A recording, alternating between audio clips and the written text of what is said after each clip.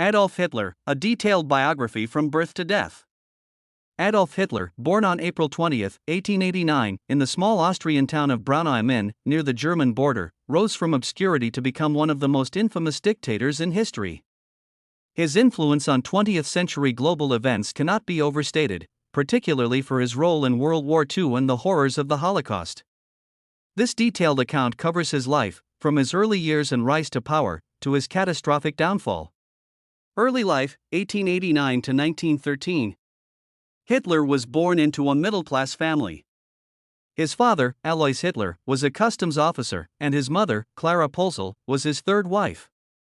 Adolf was the fourth of 6 children, although most of his siblings died young. Alois was strict, and Adolf's relationship with him was tense. His father wanted him to pursue a career in the civil service, but Adolf was uninterested in following that path. Instead, he dreamed of becoming an artist, much to his father's dismay. When his father died in 1903, Hitler's rebellion against authority grew stronger. His mother, who doted on him, supported his artistic ambitions, but she too passed away in 1907, leaving Adolf adrift.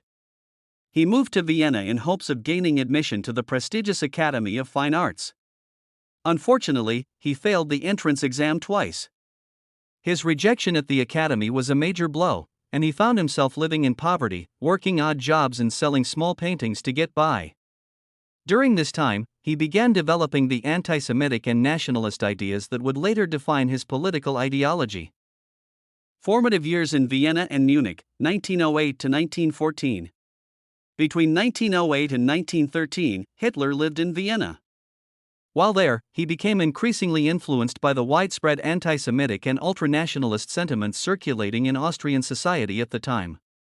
He was particularly affected by the writings of Karl Lueger, the mayor of Vienna, who promoted virulent anti-Semitism, and by George von Schauner, a nationalist who espoused the idea of pan-Germanism. These years were also marked by Hitler's growing sense of isolation and bitterness, as he blamed various ethnic groups, especially Jews, for his personal failures and for Austria's broader political problems. In 1913, Hitler moved to Munich, Germany, to avoid mandatory military service in Austria. He continued to live a bohemian lifestyle, with no steady income or direction. However, this phase of his life ended with the outbreak of World War I in 1914. World War I and radicalization, 1914 to 1919. When World War I erupted in 1914, Hitler eagerly volunteered for the German army. Serving as a dispatch runner on the Western Front, he found in the military a sense of purpose and camaraderie that had been lacking in his civilian life. He participated in several major battles, including the Battle of the Somme, and was awarded the Iron Cross, First Class, a rare honor for a soldier of his rank. Despite his valor, Hitler was deeply affected by Germany's defeat in 1918. The collapse of the German Empire, the signing of the humiliating Treaty of Versailles, and the ensuing political chaos in the Weimar Republic left him enraged. He blamed Jews, socialists, and the so-called November criminals, the German politicians who had signed the armistice, for Germany's defeat. This period was critical in shaping Hitler's belief that Germany had been stabbed in the back by internal enemies, a key theme in his later political rhetoric. Rise to political power, 1919 to 1933. After the war, Hitler returned to Munich, where he remained in the army for a time, working as an informant and spy. It was during this time that he first became involved with the German Workers' Party, DAP, a small nationalist group. Hitler quickly rose through the party's ranks thanks to his oratory skills and charismatic personality. In 1920, he helped rename the party to the National Socialist German Workers' Party, NSDAP, or the Nazi Party. In 1921, Hitler became the party's leader, or Führer. He introduced the party's platform, which called for the rejection of the Treaty of Versailles, the unification of all ethnic Germans into one nation, and the exclusion of Jews from German life. His fiery speeches and nationalist rhetoric attracted a growing following among ex-soldiers, the unemployed, and the disillusioned middle class. Hitler's first major attempt to seize power came in 1923 with the Beer Hall Putsch, a failed coup in Munich. Inspired by Benito Mussolini's successful March on Rome, Hitler hoped to overthrow the Weimar government. However, the putsch was quickly suppressed, and Hitler was arrested and sentenced to 5 years in prison. During his imprisonment, he wrote Mein Kampf, My Struggle, an autobiographical manifesto that outlined his political ideology and future plans for Germany. In 1921, Hitler became the party's leader, or Führer. He introduced the party's platform, which called for the rejection of the Treaty of Versailles, the unification of all ethnic Germans into one nation, and the exclusion of Jews from German life. His fiery speeches and nationalist rhetoric attracted a growing following among ex-soldiers, the unemployed, and the disillusioned middle class. Hitler's first major attempt to seize power came in 1923 with the Beer Hall Putsch, a failed coup in Munich. Inspired by Benito Mussolini's successful March on Rome, Hitler hoped to overthrow the Weimar government. However, the putsch was quickly suppressed, and Hitler was arrested and sentenced to 5 years in prison.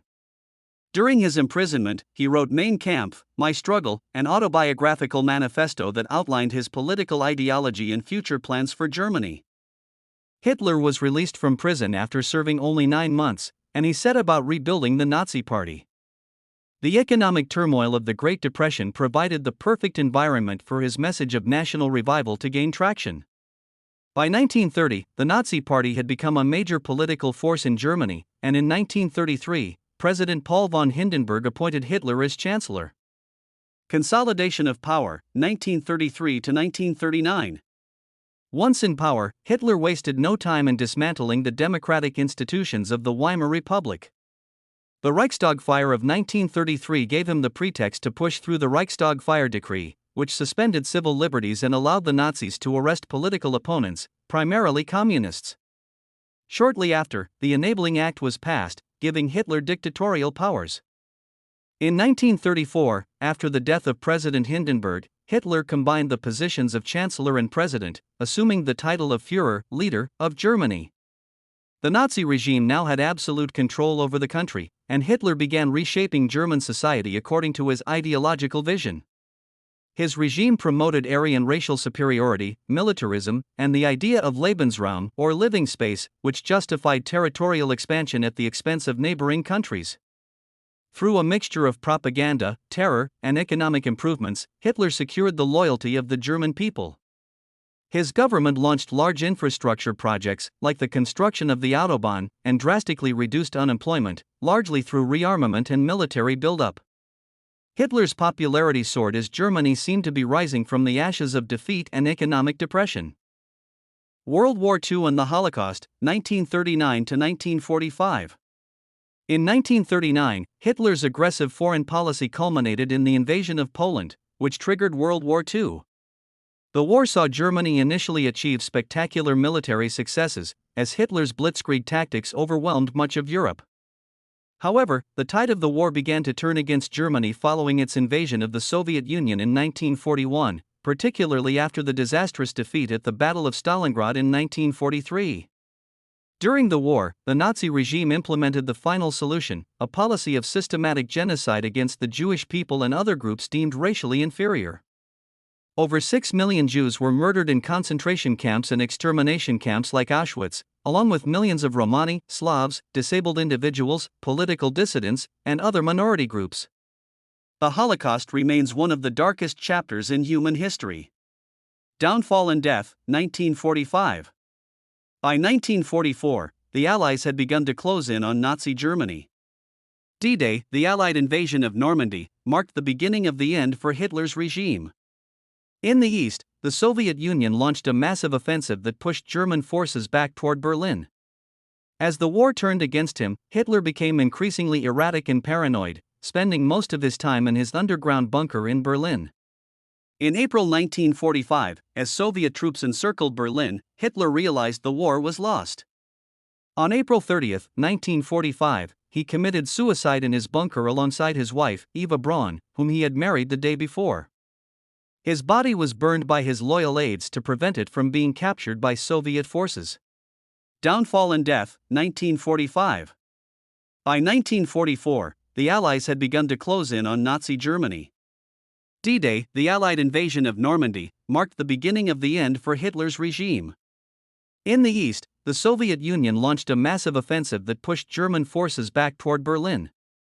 As the war turned against him, Hitler became increasingly erratic and paranoid, spending most of his time in his underground bunker in Berlin. In April 1945, as Soviet troops encircled Berlin, Hitler realized the war was lost. On April 30, 1945, he committed suicide in his bunker alongside his wife, Eva Braun, whom he had married the day before. His body was burned by his loyal aides to prevent it from being captured by Soviet forces. Legacy and impact. Adolf Hitler's legacy is one of destruction and horror. His rise to power led directly to the most devastating conflict in human history, World War II, which resulted in the deaths of an estimated 70 to 85 million people. The atrocities committed under his regime, particularly the Holocaust, have left an indelible mark on history, serving as a sobering reminder of the dangers of extremism, authoritarianism, and unchecked power. Hitler's life and regime also fundamentally altered the course of modern history. The aftermath of World War II saw the fall of fascism in Europe, the establishment of the United Nations, and the beginning of the Cold War. Today, Hitler remains a symbol of absolute evil, and his name is synonymous with tyranny and genocide. His actions serve as a cautionary tale for future generations about the consequences of hate and intolerance. This extended biography provides a comprehensive overview of Hitler's life, from his early struggles and rise to power, to the catastrophic war he unleashed and his ultimate downfall. It's a detailed and nuanced look at one of history's most notorious figures.